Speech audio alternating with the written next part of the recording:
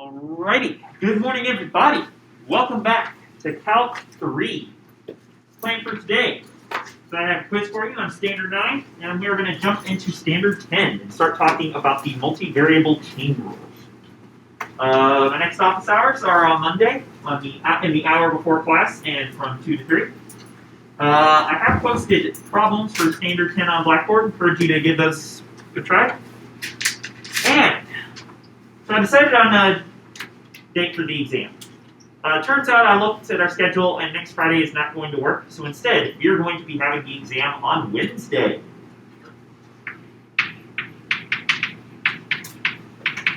Post break. Yeah.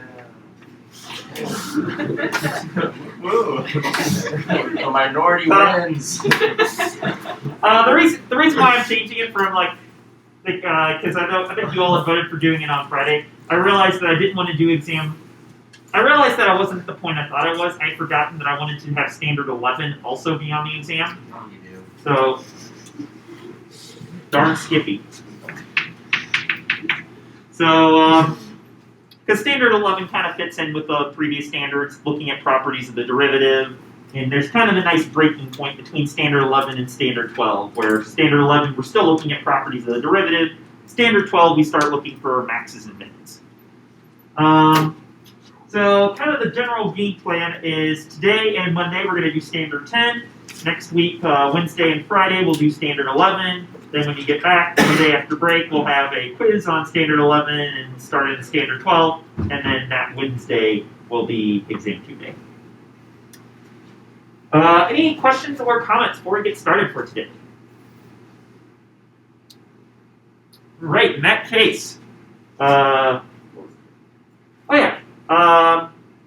what did the mathematical pirate say when he couldn't find his parrot? When he couldn't find his parrot, he said, polygon. All right, go ahead and put everything away. It is quiz time. Make sure you read the instructions on this one. Some of my students last section were getting into trouble because they didn't read the instructions. Tisk, tisk.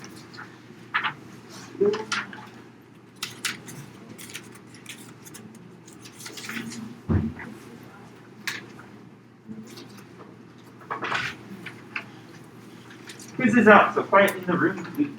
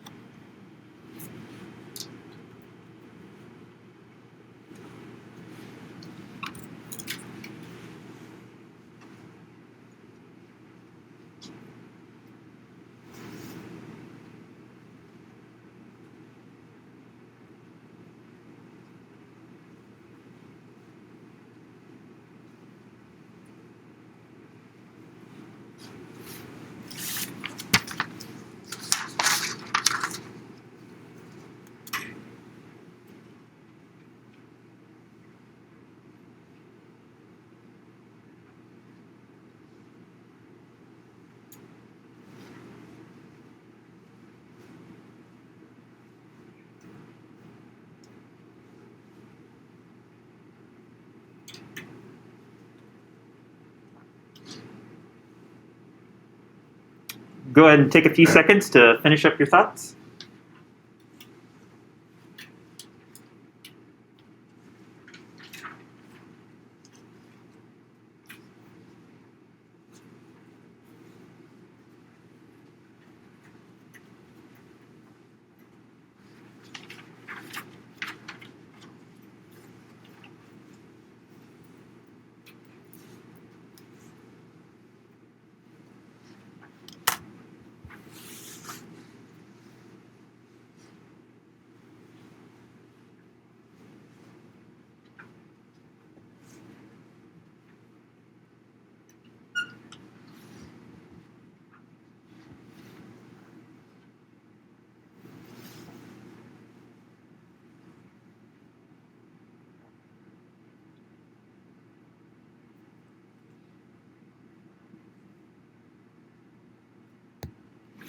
And pass your quizzes in, please. Pass your quizzes in, please.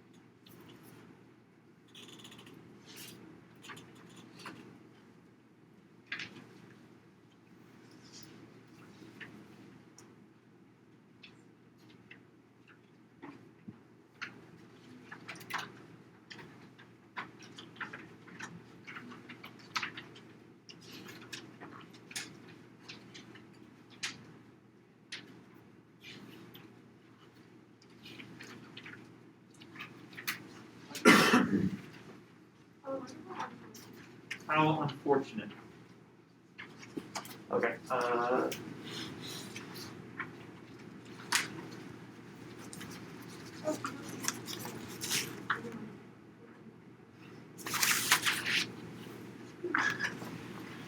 Well, now you're kidding. Now someone has to keep it. Okay. So standard 10, we're going to be talking about the multivariable chain rule. I made it its own standard because A, it's its own section in the book, and B, it is the scariest of the derivative rules. Just like I think the Calc 1 chain rule is one of the scarier ones that you look at. Probably, arguably the most complicated unless you're doing things like trig or inverse functions in general. So before we get into the multivariable version, I just want to do a quick review of the Calc 1 chain rule.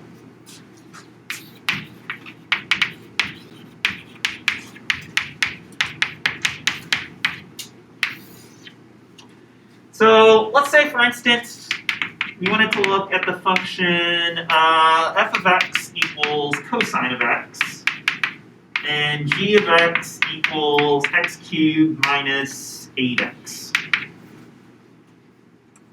So in general, the chain rule, you might recall, is related to what happens when we compose two functions, meaning f composed with g of x, where when you compose two functions, say f and g in this case, you're basically just saying, I want to take my formula for g of x and stick it into the formula for f of x wherever I see an x popping up. So here, I'm going to take this x and f of x and replace it with x cubed minus 8x. So if we do that, we'll get f of x cubed minus 8x, which is cosine of x cubed minus 8 times x.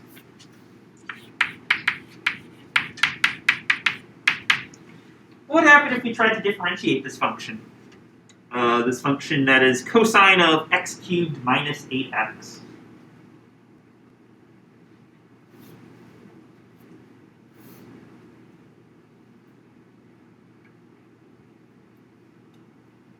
Next.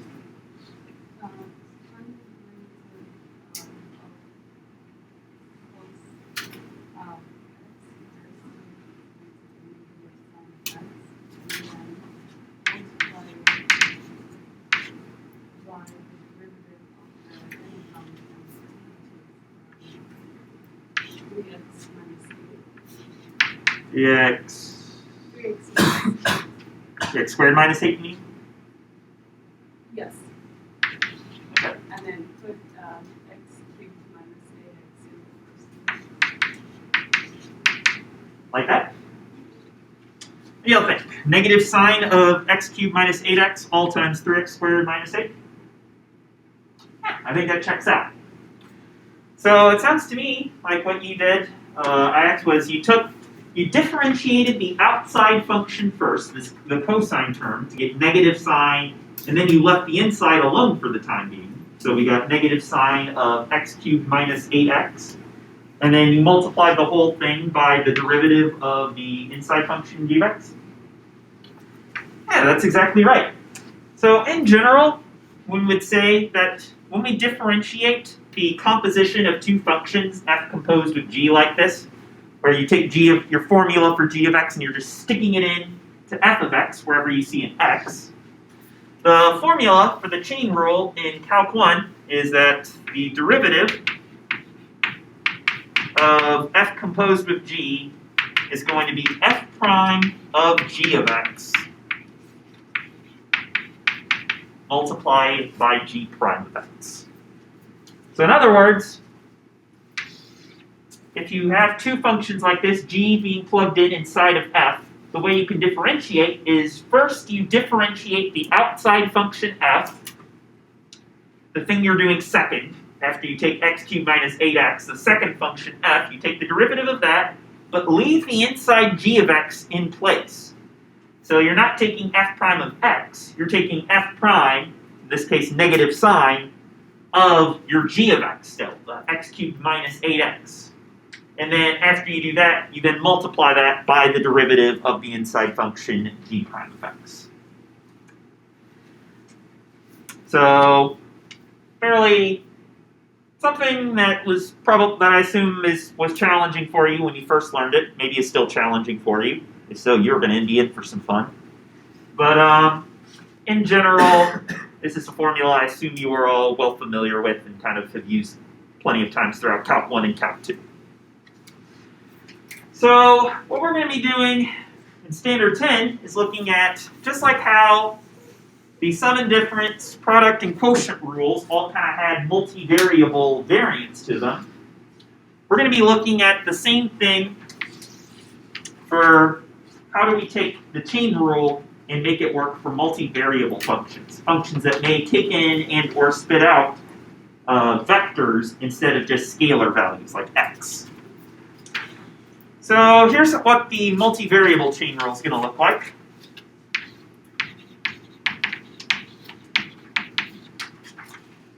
This is the Calc 3 version that I assume you have not seen before.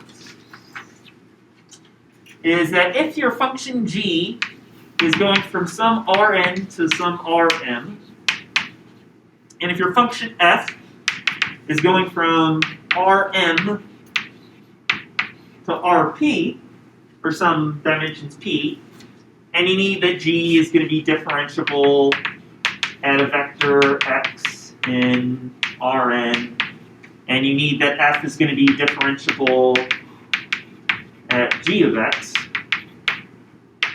in Rm. So if g is a function from Rn to Rm, f is a function from Rm to Rp, then what's going to happen is that the derivative of f composed with g evaluated at x, at vector x, is going to be the derivative of f evaluated at g of x multiplied by the derivative of g evaluated at x. Which, if you look, may look a lot different from the original chain rule, but it's actually the exact same formula. It's just the notation's a little bit different in that we're using this capital letter D to say take the derivative instead of just saying prime. Where the same thing's going on, where if you have the composition of two functions, f and g, the derivative of that is the derivative of the first of f, evaluated at g of x, multiplied by the derivative of the inside function, which in this case would be g of x.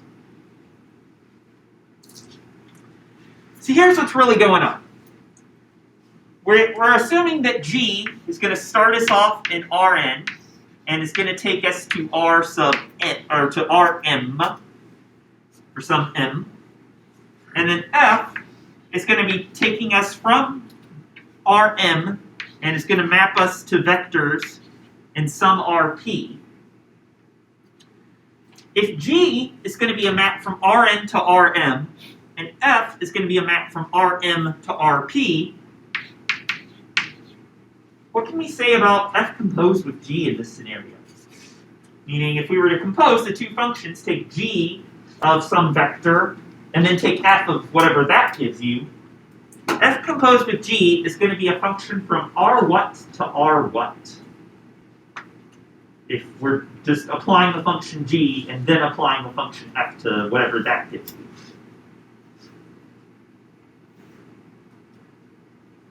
Oh. Say that again? Rn to Rp, indeed.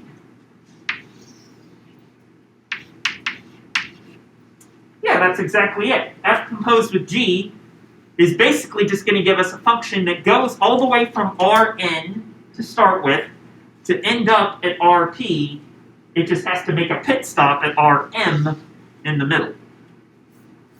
But the act of going from Rn to Rm and then from Rm to Rp is really just the same as going from Rn to Rp. And so, if we have two functions, f and g, that are going to behave in this way, then that's going to tell us something about f composed with g. It's going to go from where to where, and the way we would differentiate this sort of arrow going from Rn to Rp is to use this formula. Derivative of f evaluated at g of x, where x here is going to be some vector in Rn, and then you multiply the derivative of f evaluated at g of x by the derivative of g. Same formula as with the Calc 1 chain rule, just written a little bit differently to allow for the fact that our derivatives are not just going to be scalar values. Our derivatives for these functions are going to be matrices. M by n and P by m matrices specifically. So let's do an example where we can kind of see what happens if we try and put this formula into practice.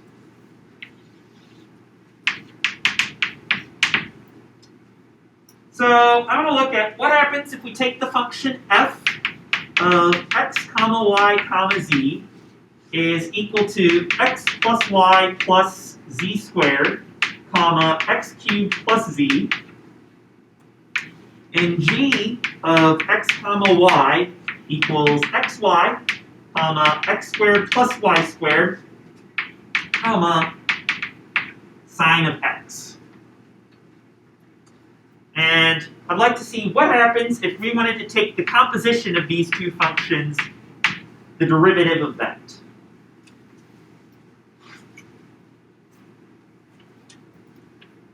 So let's start off with a little bit of a diagram, just like we did here, where we're going to start, when we take the composition f composed with g, what we're really doing is we're going to be taking g from r something to r something, and then after we do that, we're going to be taking from the r second something to a r third something when we do this composition.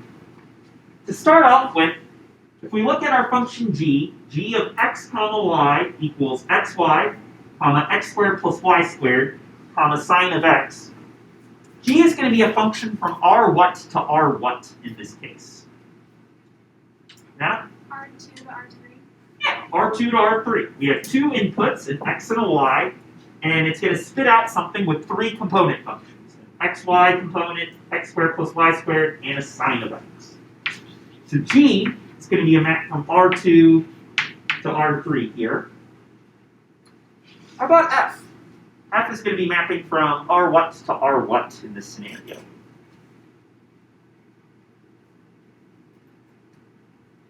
There? R3 to R2. That takes in three components, an x, y, and a z, and spits out something with two components to it. So if our G is going from R2 to R3, and our F is going from R3 to R2, what can we say about the composition F composed with G? That's going to go from R what to R what in this case. That's. Oh, sorry. Emily? Yeah. It's going to go from where G starts to where F ends. So F composed with G is going to be a map from R2 to R2. It's going to take in a vector x comma y. G is going to map back to something with 3 components, but then F is going to map that thing with 3 components to something with 2 components. So in net, it's going to be a map from R2 to R2. Because we're going to take in 2 things to start with, and we'll end up with 2 things, even though in the middle we'll have to stop in R3 and look at vectors with with dimension 3 to them. So let's see what happens here. I would like to take the derivative of F composed with G.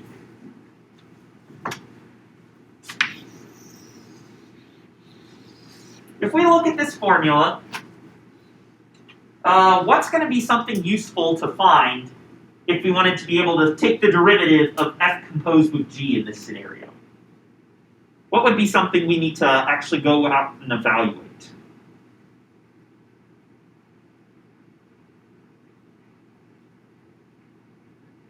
The derivative of G. Yeah, one thing that would be useful to know is what's the derivative of G? And that's something we should know how to do. So I'm going to erase this diagram. It's a cool diagram, but it's taking up too much space. So if we do that, we can start by just differentiating G. G is a function that's going from R2 to R3. So we're going to have 3 component functions, G1, G2, and G3. Using what we talked about in Standard 8, since we have 3 component functions, that means our derivative of G is going to have 3 rows. One for G1, one for G2, one for G3. And it's going to have 2 columns because G takes in 2 coordinates, an x and a y. So we'll have del G1 del x, del G1 del y, del G2 del x, del G2 del y, and del G3 del x, and del G3 del y for our G1, our G2, and our G3. And this will give us the derivative of G, evaluated at x comma y. Who do I want to start picking on? Who can tell me what the partial derivatives of G1 are with respect to x and with respect to y?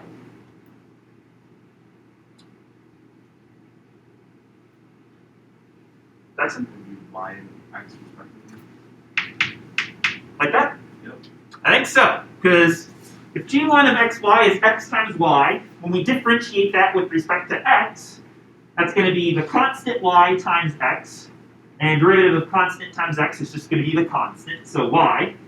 And if we're differentiating with respect to y, well now we have constant times y, derivative is just going to be that constant, which is x. How about the partial derivatives of G2?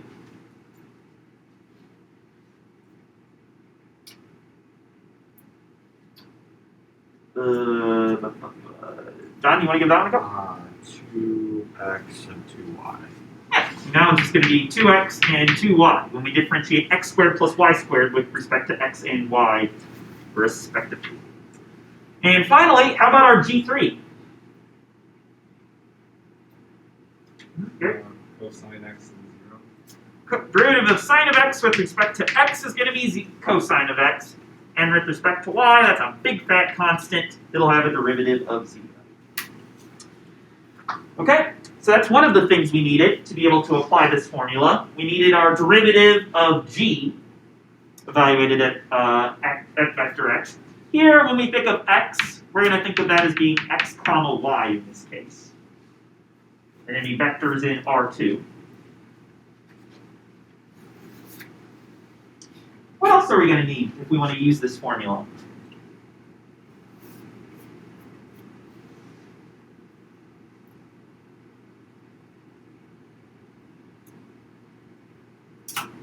Maybe I see you kind of nodding there. What are you thinking? Well, we're going to need the derivative of f, but with respect to, not with respect to, but Evaluated that? evaluated at g of x. So I was nodding yes. X, Yes. y, x squared plus y squared and sine of x. I don't know, I'm not really sure what the first step is going to be. Yeah, this one's a little bit tricky.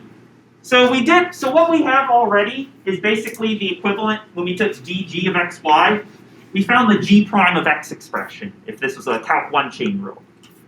What we're looking for now, as Katie pointed out, is sort of the df, the derivative of f, evaluated at g of x, which, if this was Calc 1, would be the equivalent of saying, I want to find f prime, but f prime of g of x, not just f prime of x. So I think a good first step is going to be to actually just find the derivative of f, and then after we do that, we'll worry about how to take the derivative of f evaluated at g of x. So here, if we look at the derivative of f is a function that's going from R3 to R2. It's got two component functions. So our derivative matrix is going to have two rows. But I think it's going to have three columns, one for each of our variables x, y, and z. So we'll have del f1 del x, del f1 del y, del f1 del z, and ditto for f2, del f2 del x, del f2 del y, del f2 del z. If our f1 of x, y, z is x plus y plus z squared, what is the first row of the derivative of f going to be? If we take partial derivatives of f1 there with respect to x, y, and z respectively. X? I think so. We differentiate with respect to x, we'll get 1 plus 0 plus 0. Y will get 0 plus 1 plus 0. And z will get 0 plus 0 plus 2z.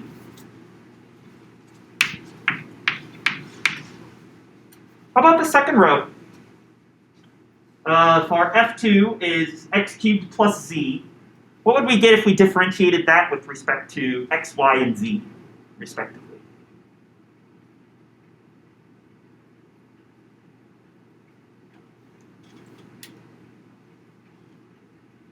Brianna? 3x squared, 0, and 1. 3x squared, 0, and 1. Max, is that what you were going to say? I like it. So here we go. This is our derivative matrix of f evaluated at x comma y. Katie, I'll pick on you again. What do you think? Are we okay to just multiply this matrix by the derivative of g and say that's going to be what we need? No, now that we've found derivative of f, I think you can, derivative of f of x, y, z, I think you can substitute g of x, which is x squared plus y squared sine of x into that. So you would take the derivative of f at x squared plus y squared sine of x. Yeah, I think that's absolutely right. Right now, if this were a Calc 1 problem, what we just found is f prime of x. But in the Calc 1 chain rule, we don't take f prime of just plain old x. We need f prime of g of x, where we've left kind of the inside function the same. Same's going to be true for the multivariable version of the chain rule. We don't just want the derivative of f evaluated at x comma y.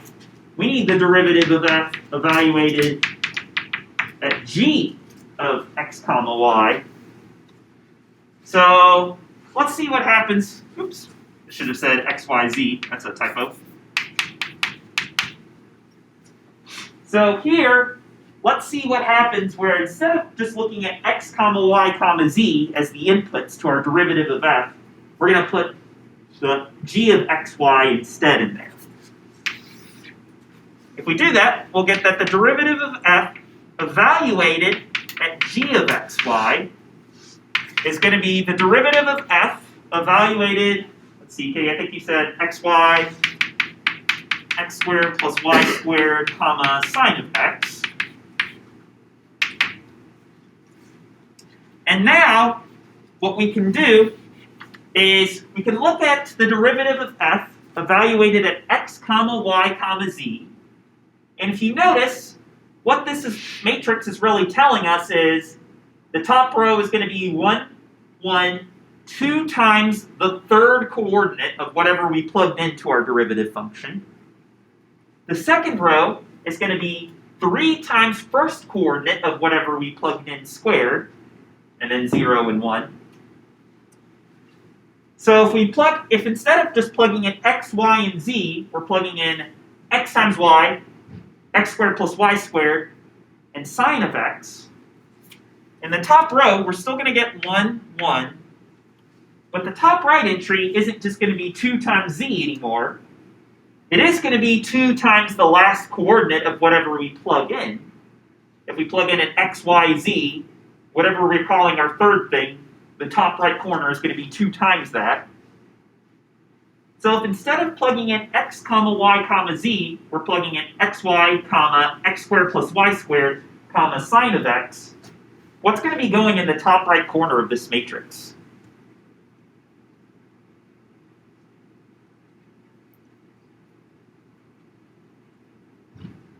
Ellen? Yeah, 2 times the third coordinate of whatever we're plugging in, which in this case isn't going to be 2z. It's going to be 2 times sine of x. Sine of x, because sine of x is the third coordinate of whatever we're plugging into the derivative function of f. If the top right entry of the derivative of f matrix is just the 2 times the third coordinate of whatever we plugged in this case 2z, in this case the 2z is going to be equivalent to 2 times sine of x. The sine of x is the third coordinate of what we're plugging into this df function, the derivative of f. So let's take a look at the bottom row now. Second and third entries are still going to be 0 and 1, because those are just constants. They don't matter it doesn't matter what you plug in to the derivative of f. These two entries are always going to be 0 and 1. But how about the bottom left corner? If the bottom left corner of the derivative of f of xyz is 3x squared, meaning 3 times the first coordinate of whatever you plugged in squared, what's that going to give us if we're plugging in xy, comma, x squared plus y squared, comma, sine of x into our derivative function? It's not going to be 3x squared anymore, because the first coordinate of what we're plugging in isn't just x. That's it? 3x squared y squared. Yeah, it's going to be 3 times this expression, xy, quantity squared. Which, if you want, you could write that as 3 times x squared times y squared. So, I think this is personally the trickiest part for me of using the multivariable chain rule. Is when you're finding the derivative of f evaluated at g of xy, you have to take into account when you see something in the derivative of f like 3x squared, you have to say, well, once we plug in g of xy instead of just x comma y comma z, this bottom left corner is not 3x squared anymore. It's 3 times the first coordinate squared, which in this case is 3 times xy quantity squared. Which we can just write out as 3x squared y squared. Any questions or comments about what we've done so far?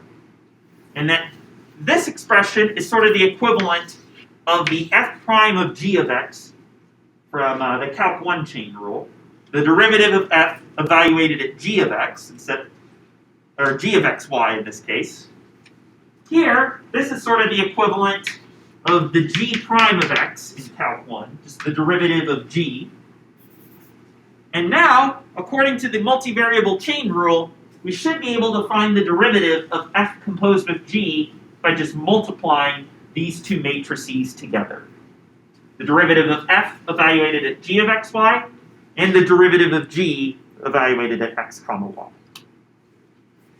Which, if we multiply these, we should then get what we're looking for.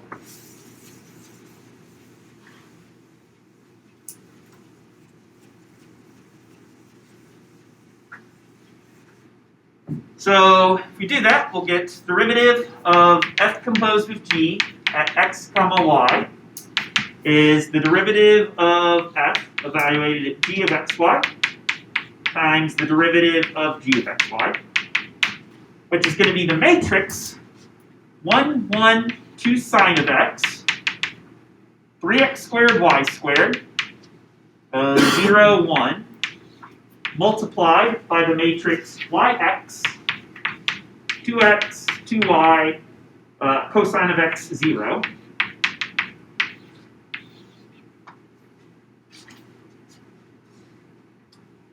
And now, we need to think back to standard 5, which is kind of the last time I think we were really doing products of matrices. We talked about that then to kind of prepare us for what we're going to be doing now.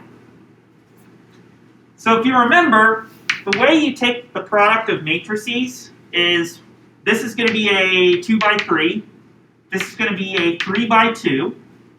The fact that we can multiply these matrices at all comes from the fact that the number of columns in the first matrix is equal to the number of rows in the second matrix. If we were to take a 2 by 3 matrix and multiply by a 3 by 2 matrix, what's going to be the dimensions of the output matrix we're going to get? Laurie? 2 by 2. Yeah, it's the number of rows in the first by the number of columns in the second, which in this case will give us a 2 by 2.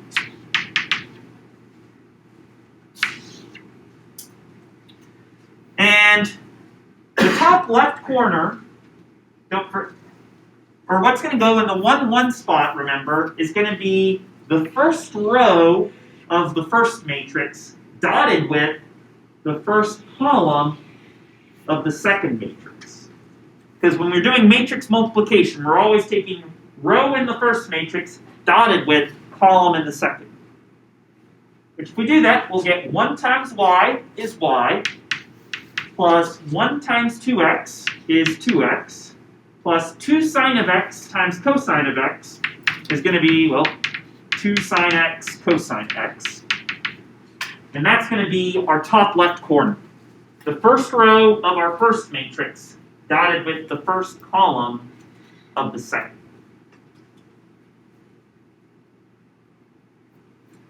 How would we do what's in the top right corner of the product matrix? If we wanted to take the top right corner of our product, which two vectors are we going to need to take? Are we going to need to dot together in this case? Ellen? Yeah, first row of matrix 1, second column of matrix 2. So what would we get if we did that? We'd get 1 times x is x, plus 1 times y is 2y, plus 2 sine of x times 0, just 0, so thankfully the sine of x term goes away. And that's going to be our top right corner.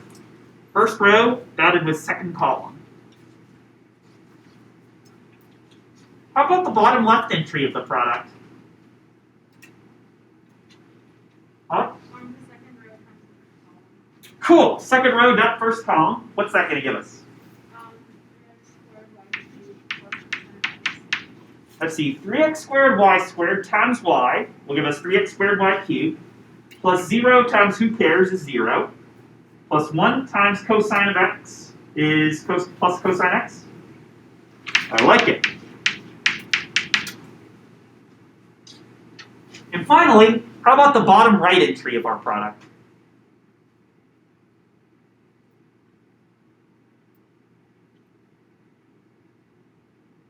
Yeah? The second row of the first and the second column Cool. What's that going to give us? That would be 3x cubed y squared, 0 plus 0 plus 0. 3x squared y squared times x is 3x cubed y squared, plus 0 times who cares, plus who cares times 0. It's going to just come out to a single entry of 3x cubed y squared. And that is going to be our final answer. If the derivative of f composed with g evaluated at x comma y. Meaning, if we were to plug something, I'll put this diagram up on the board again. So we went from R2 to R3 to R2.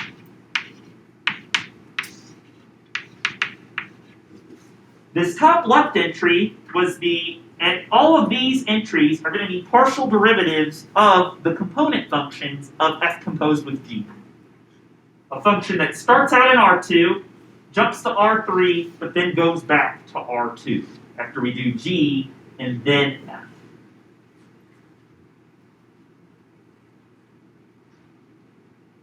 Same basic procedure as the Calc 1 chain rule.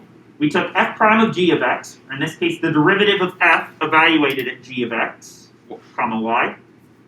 We took our g prime, which in this case was the derivative of g evaluated at xy, and then we multiplied them together. For this case, the multiplication is not just scalar multiplication like it was in Calc 1. We had to do this multiplication of matrices in order to give us the derivative matrix for the derivative of f composed with g. How can we check our work? If you remember when we talked about the product rule, we said there were kind of two ways to do it. The multivariable product rule way and another way that we could do it. If we wanted to find the derivative of f composed with g of xy, rather than having to break it up into using this formula, is there another approach we could have taken? Yes. Good answer, Dr. Dursel. What is the other approach we could have taken?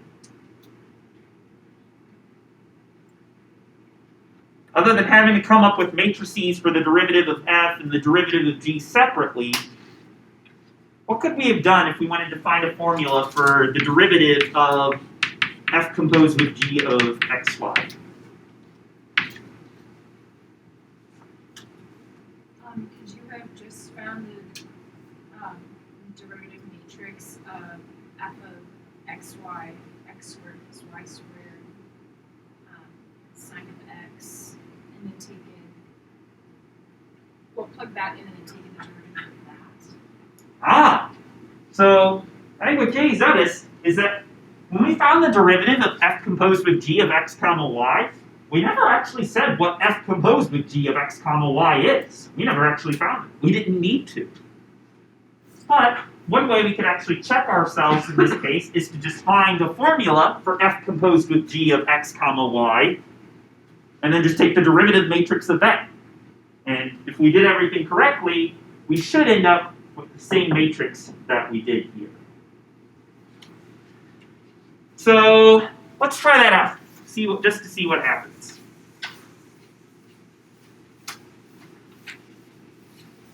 Where we're going to check our work by finding just f composed with g of xy, then differentiating.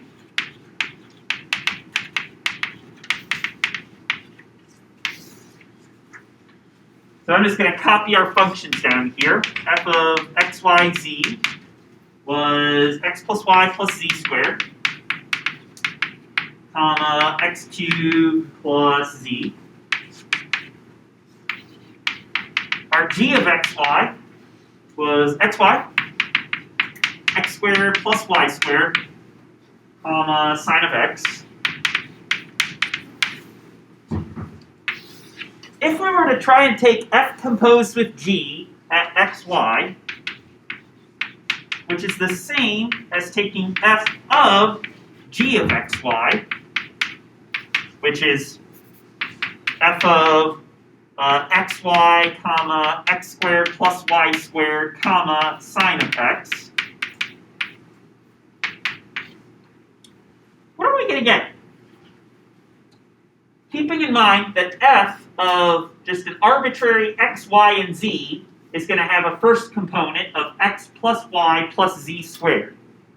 In other words, the first component of what f spits out is always going to be first input plus second input plus third input squared. If our inputs are xy, x squared plus y squared, and sine of x, what would we get for the first coordinate of the output of f of g of xy here?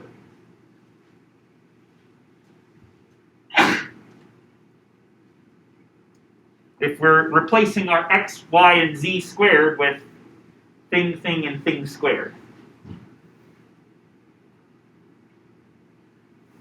Emily?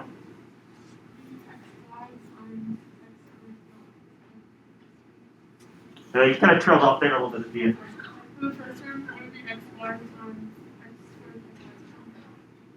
I don't think it's going to be that times that. I think that would actually be the first term in g composed with f of xy. If you were plugging in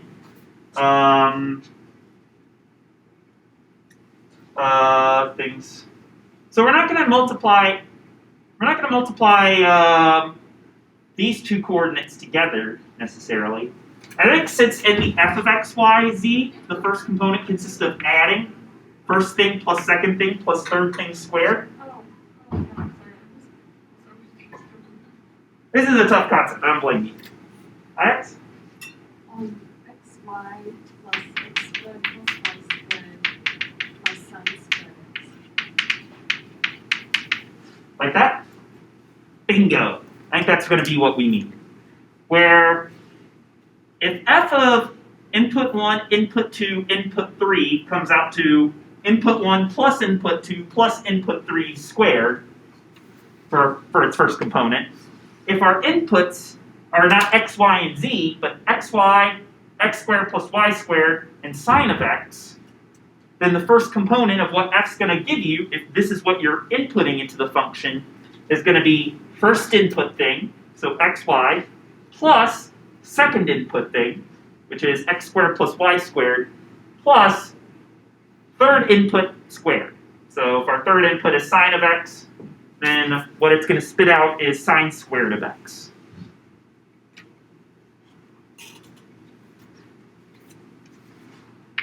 Comma. What are we going to get for our second component of f composed with g of xy? Where f of x, y, z, if what we're plugging in is x, y, and z, the third component of the second component of the output is going to be x cubed plus z. First input variable cubed plus last input thing. If the inputs are xy, x squared plus y squared, and sine of x, Anna, what's that going to give us here? X cubed, y cubed plus sine of x. Yeah, we're going to get xy quantity cubed, the first thing that we input into f cubed, plus the last thing we plugged into f, which in this case is going to be sine of x.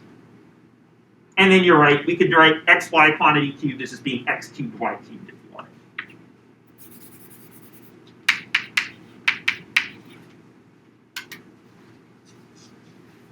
Very similar to what we did when we had to evaluate the derivative of f, evaluated at g. We found our derivative of f at x, y, z first, and then said what happens when we start plugging in all these entries from g instead of just x, y, and z. We saw what f does to inputs x, y, and z. The first thing it did was it took first thing plus second thing plus third thing squared. If the things we're plugging in are these terms, when we take first thing plus second thing plus third thing squared, it gave us xy plus x squared plus y squared plus sine squared x. And then the second thing f does is it takes first thing cubed plus last thing. Well, in this case, first thing cubed plus last thing is going to be xy quantity cubed plus sine of x, which is x cubed y cubed plus sine of x. Any questions or comments? And this should then be something we're able to differentiate. I'll leave that up so we can compare. But now, f of x, f composed with g, is going to be something with two components. I'm going to write it as f composed with g sub 1 and f composed with g sub 2. If we write out our derivative matrix for that, we should get the partial derivative of f composed with g1 with respect to x, the partial derivative of f composed with g sub 2, 1 with respect to y. Now here will be partial derivative of f composed with g sub 2 with respect to x, and the partial derivative of f composed with g sub 2 with respect to y. This one's going to get a bit scary. How do we take the partial derivative of the first component function here, f composed with g sub 1? How do we take the partial derivative of this with respect to x? All right? Y plus 2x plus 2 sine x. I like it. So xy with respect to x is going to have a derivative of y. X squared with respect to x is going to have a derivative of 2x. Y squared, when we differentiate with respect to x, is just going to be 0, because that's a constant. And then the derivative of sine squared x, nice job doing that one in your head. Sine squared x is actually going to have a derivative of just sine of x of 2 sine of x by itself times cosine of x if we use the chain rule on sine squared x, where squaring is our outside function. So the derivative of thing squared is 2 times thing, so 2 times sine of x. And then we multiply by the derivative of our inside function, sine of x, to give us a cosine of x. So we'll get a y plus 2x plus 2 sine x cosine x.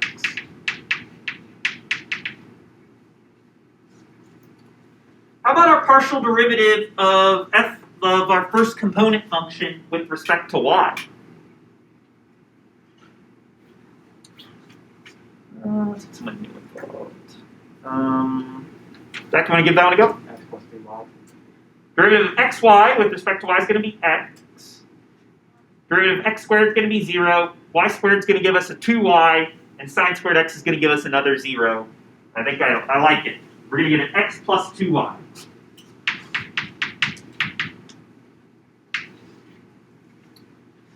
How about our partial derivative of our second component function with respect to x?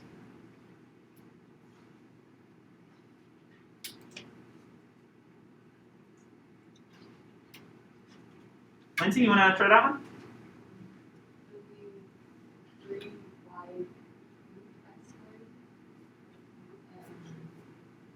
Plus Yeah, like we'll get a 3y cubed x squared. I'm going to write it as 3x squared y cubed.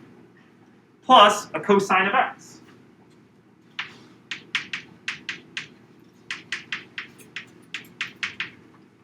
And finally, how about our partial derivative of the second component function with respect to y? Let me stand here to block it so you can't see the answer already written on the board.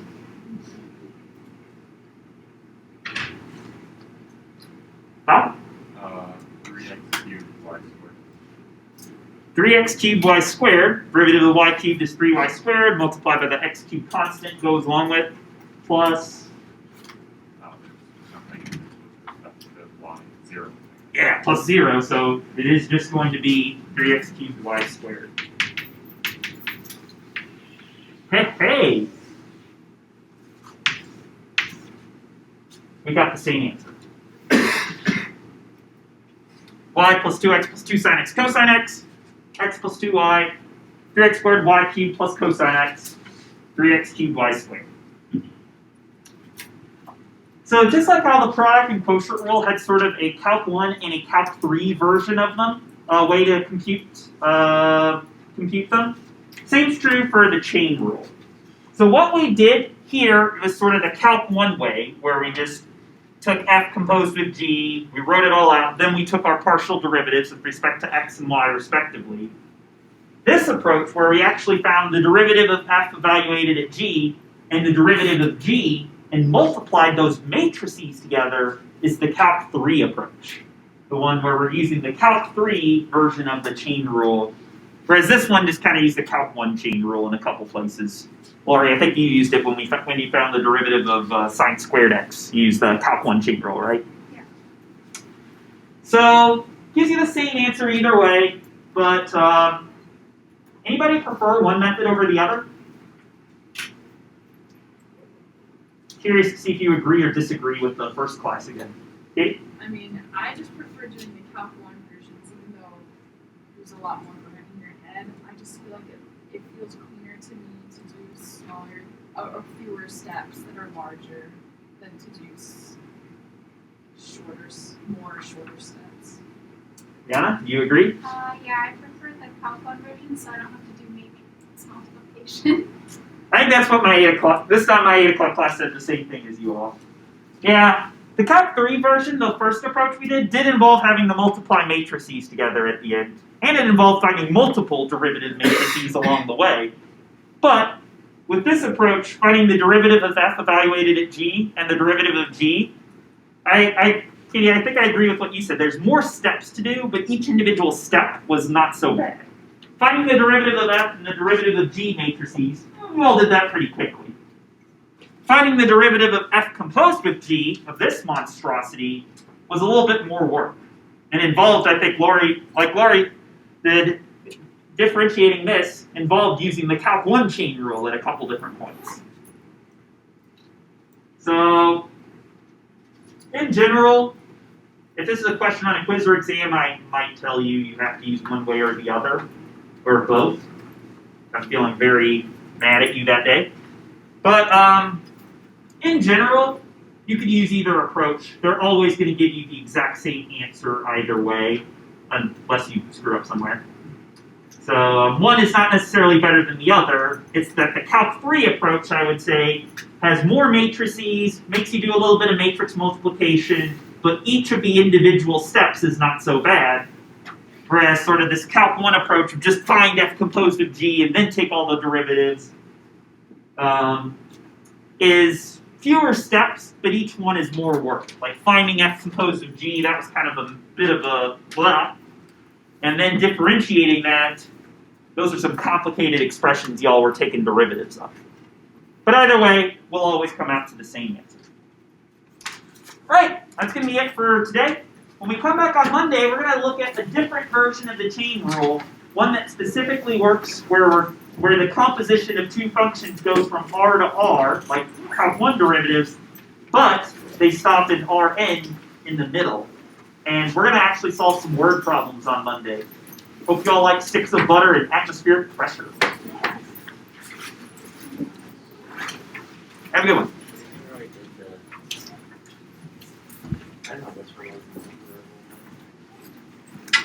They're both kind of were multivariable, but the first one specifically used the multivariable chain rule. Yeah. The second one did only use the Calc 1 version of the chain rule in places, I will say.